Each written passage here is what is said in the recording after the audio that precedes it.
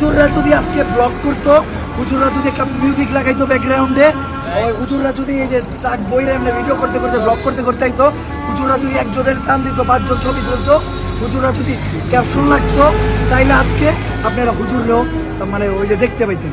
আপনারা অনেকে কমেন্ট করতেন যে এই দুর্দিনে আপনারা আগে গেলেন, কই সেই আমাদের হুজুররা যারা ওই যে ওই আর্টিস্ট করতে গেছিল, ওই যারা ওই যে এই আন্দোলন এটা করতে গেছিল, ওটা করতে গেছিল। আমি এই আজকে এই জন্য শুধু ভিডিওটা করলাম এই কারণে যে হুজুরদেরকে আমি দেখাই দিলাম আমাদের বাংলাদেশে মাদ্রাসার স্টুডেন্টরা এমনভাবে অবহেলিত, এইটা মানা যায় না।